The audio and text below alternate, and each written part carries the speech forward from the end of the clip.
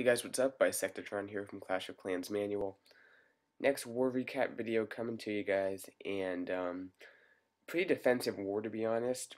We both struggled with each other's bases. They had a lot of 1 stars in our Town Hall 10s, and on our Town Hall 9s it was pretty much all 2 stars except for a few.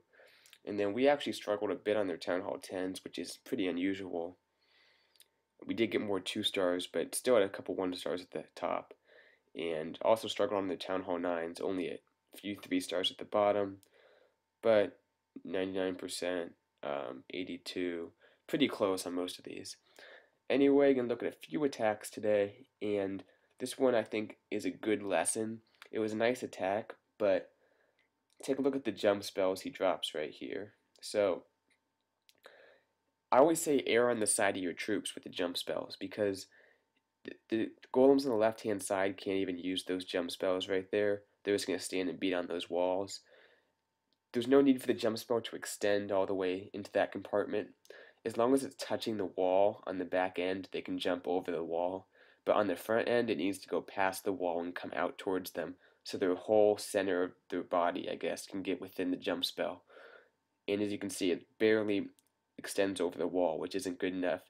It's like a rage spell, remember, because they can use the jump effect for a second after they leave the jump spell, just like they can use the rage effect after they leave the rage spell.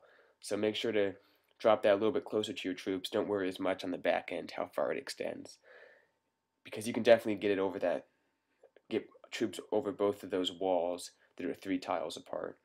Anyway, though, gets 3 of his golems to the middle. Wizards are pretty well protected behind the golems. Heroes going down, backing it up, and it's good he has that jump spell going to the core, because on this type of base it's easy for your troops to wrap around like that P.E.K.K.A is.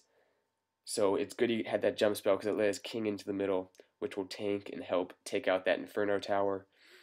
Queen shooting behind, still has those golems out in the wall there. Wizards making their way in, taking out a few defenses, and it's pretty much up to his queen to shoot down that town hall right there, which she will. Nice level 40 queen with the ability can shoot down that town hall pretty quickly, and he'll get the 50%. But basically, it's like he got the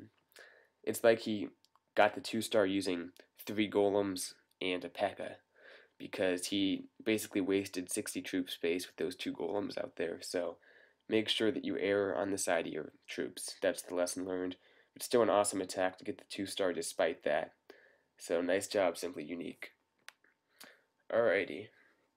Next one we're going to look at is Spartacus, I believe.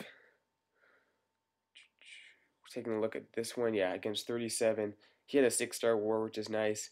And I think this is a good example of Lalunian's attacks haven't been nerfed too bad. So if people still put their air defenses or their air sweepers in stupid spots like that, you can still run through bases very fast.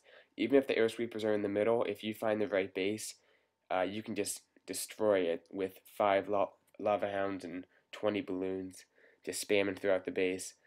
I kind of like this attack because it's thoughtful. He's not just dropping all his balloons at once. He's actually targeting defenses, which is always nice to see. Queen on the back end is helping take out some defenses ahead of time. Like that wizard tower, she almost gets. Still has 2 lava hounds left right there. 3 actually. That second one just busted. And plenty of pups for cleanup. The only difference now is the air sweeper and the new troop AI, so they won't target defensive troops as much. So it's going to take your pups to actually be very close to the queen in order for them to go over and start shooting at her. So keep that in mind. A queen can wreck you if you don't have enough pups in the area to take her out.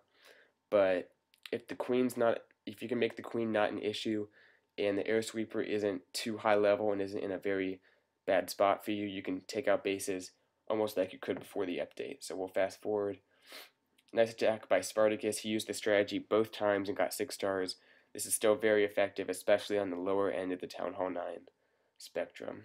Anyway, last attack is going to be Marcel. This is probably my favorite attack of the war, just because how he uses the hogs. So 2 giants, nothing special, just getting the CC lured. Go ahead and bring them to the left side with an archer anchor. CC kill goes fine. Staggered witches, so the skeletons spawn at different times, don't all get taken out at once. And then drops 2 golems, and I think he could even drop the golems a little bit earlier because the witches are still pretty hard to kill if they're just standing back there spawning skeletons. So to speed up the process, once all the wizards and the high damage troops die, go ahead and drop those golems, and the skeletons will run after that, leaving the witch exposed. And the golems won't take a whole lot of damage just from skeletons. So keep that in mind, that's a good thing to do. I like how he, when the golem's out there tanking, just drops a hog, because why not? Free defense right there.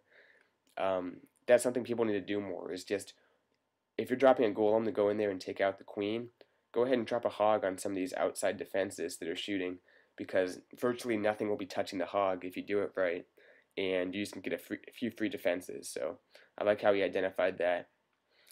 But still has his witches, his wizards up, king and queen going in, take out the enemy queen, and now he can just start the hog part of his attack. So start that in just a moment.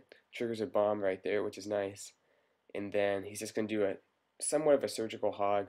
No giant on this side just because there's only 1 point defense. Drops a heal for them right where the giant bomb is going to be, just because that's the only really gap within the base where it could be. And then giant on this side because there's more point defense that can shoot. So he drops the giant to tank and the hogs. But I like how they all meet up under the same heal spell right at that mortar. Once again, they're healed for that giant bomb right there.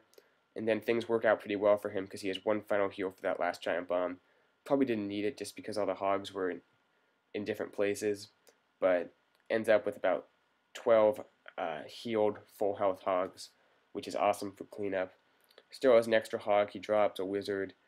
That giant's helping him clean up. Everything's working to take out these last few buildings and get the 3 stars, so nice job, Marcel. That's going to do it. Hope you guys like the war recap. More videos to come.